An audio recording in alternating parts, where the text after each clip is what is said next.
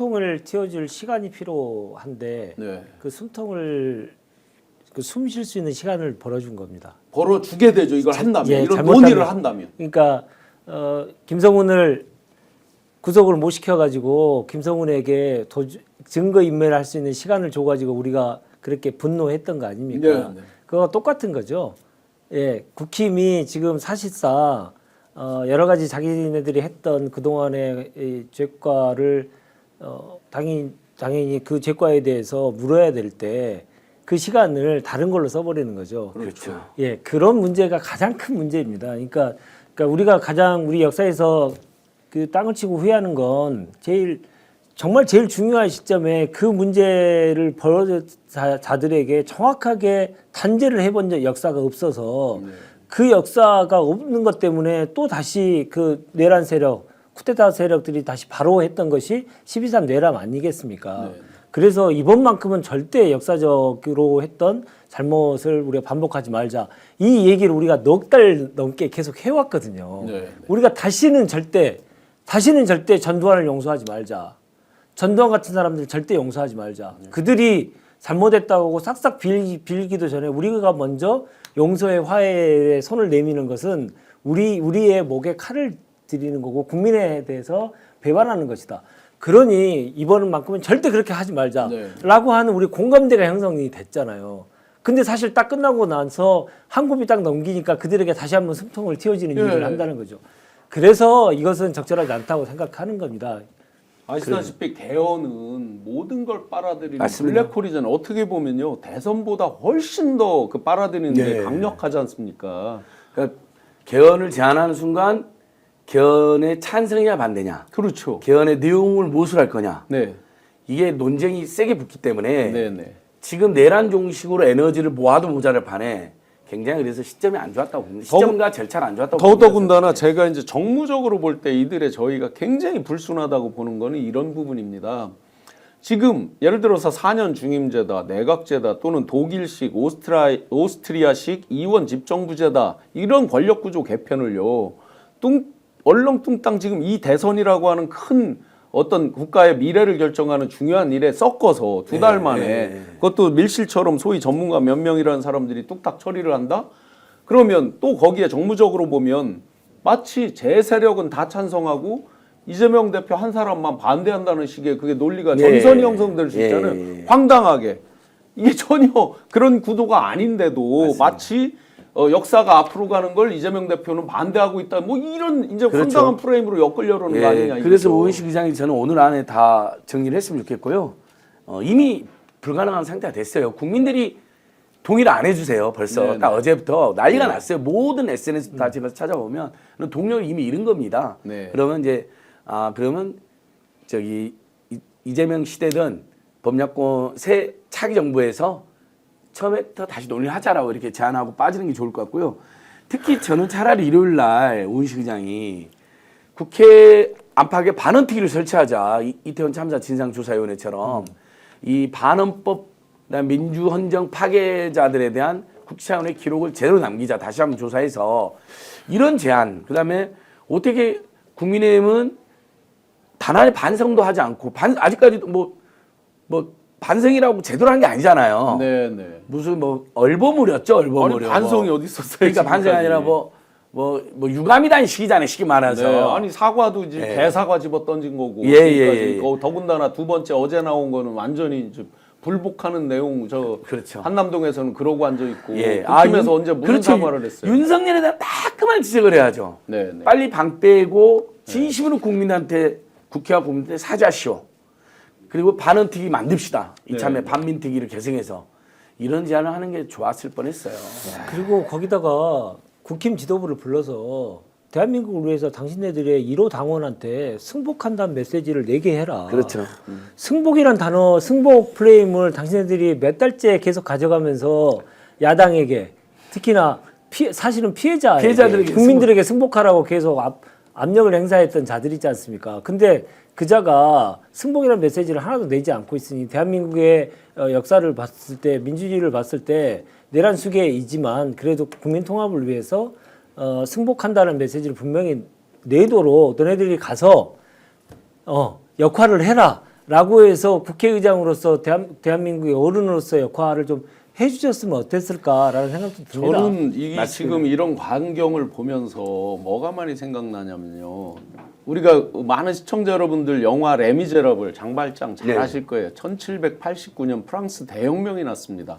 왕정에서 공화정으로. 그 프랑스 대혁명이 이제 성공을 하고 나서 많은 사람들이 금방 우리가 주인이다. 우리 국민이 진정한 주인이다. 공화정이 곧 펼쳐진다라고 생각하고 만세를 부르고 며칠 엄청 좋아했습니다. 그런데 바로 뭐가 생겼습니까? 지롱드파, 소위 온건파들은 일부 화해하고 뭐 협력하고 왕정에 저기 했던 거기 복무했던 놈들을 뭐 품어주고 뭐 이딴 소리를 하면서 이제 지롱드파가 나왔고 그 뒤에 아니다 이렇게 해서는 안 된다 이거는 급진적으로 빨리 개혁을 해야 된다라고 하면서 이제 소위 말하는 자코뱅 그래서 이제 자코뱅이 왼쪽에 앉고 지롱드가 오른쪽에 앉으면서 이제 좌우라는 게 또 생기기도 했죠. 시온이라면서요. 그 사이에 그렇게 이제 온건하게 뭐 이런 논의가 막 가는 중에 소위 테르미도르파라고 그래서 부르주아 네. 이 잔당들이 또 바로 득세를 한 거 아니에요. 지금 보시면 우리가 이런 논의를 가지고 어느 정도 시간을 끌고 하면서 네. 하는 사이에 그들이 또 증거인멸을 하고 여러 가지 그 개헌 논의 틈바구니에서 또 기회를 봐서 예를 들어서 친일파가 척결 안 되고 다시 일어나서 친미파 네. 됐다가 또 주도권 기득권이 네. 되듯이 결국 프랑스 대혁명도 1789년에 성공을 하고도 1794년이 돼서야 그 자코뱅의 그 거두였던 로베스피에로라는 사람이 이 단두대에서 처단되고 뭐 이렇게 하면서 그 뒤에 이제 공화정의 시대로 이제 간신히 넘어가는 이런 아주 피해 역사들이 있었단 말이죠. 지금 대한민국 다를 게 뭐가 있냐고요. 현재 잉크가 마르기도 전에 지금 우리 민중들은 그날 저도 생중계를 3시간 반 하면서 예. 안국동 예. 광화문에서 만세를 불렀죠. 우리 세상 이제 예. 대한민국 헌법 1조 진정한 국민이 주인의 자리로 다시 돌아오는구나 했는데 지금 이런 논의를 하면요. 그 틈바구니에 저 기득권들이 국민 여러분들 아시다시피 기득권들은요. 기득권을 지키는 그 관성에 있어서는요. 집요하죠. 정말 집요하고 탁월해요. 네. 막 저희 상상을 초월한단 말이죠. 기득권을 지키기 위해서 친위 쿠데타를 했잖아요. 지금. 그래서 이런 말이 있죠. 악은 늘 부지런하다. 그렇죠. 악은 우리가 상상하기 어려울 만큼 부지런하게 말씀하셨던 기득권을 지키기 위한 가진 수단과 방법을 다 쓰는 사람들입니다. 예. 아유 저기 지난주 방송 때 우리 신 교수님께서 이번 주에 난다 예. 8대 0이다라고 네. 깔끔하게 정리해 주셨는데 오늘 또 한번 아주 쾌도남마로 깔끔하게 정리해 주시네요. 예. 아니 그래서- 너무 예. 정말로 아니, 어이가 애청자들이 없었습니다. 어이가. 다 속 시원하게 너무 정리가 잘 된다고 네. 난리 났어요. 제가 국회의원분들하고 민주당에서요 개헌 모임을 해요. 네. 개헌 동의한다니까요. 그렇죠. 어느 방향으로 개헌해야 된다도 동의를 한다니까요. 그러나 지금은 아니다는 거죠. 맞습니다. 이들이 쌓아놓은 그 산더미 같은 똥을 어떻게 하냔 말이에요. 그 오물을 제거를 해야 새로운 대한민국 가는 스타트 라인에 그제서야 올까 말까인데 지금 이 상태에서 그렇게 논의를 뒤죽박죽 섞어 놓으면 조중동 얼마나 신나겠어요. 그 틈바구니에 자기들이 할 말이 많아지잖아요. 네. 거기에 윤석열, 김건희 관심이 잠시 멀어질 수 그렇죠. 있죠.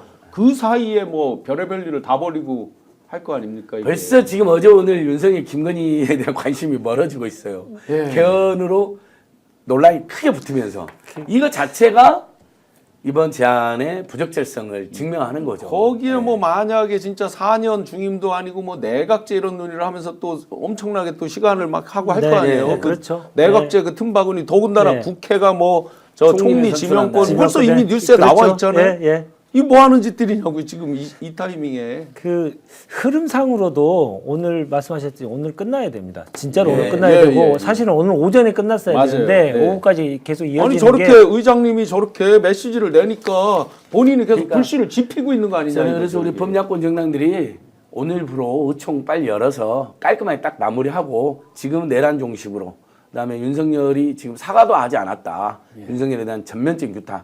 그다음에 김건희 빨리 특검법이든 구속이든 하자.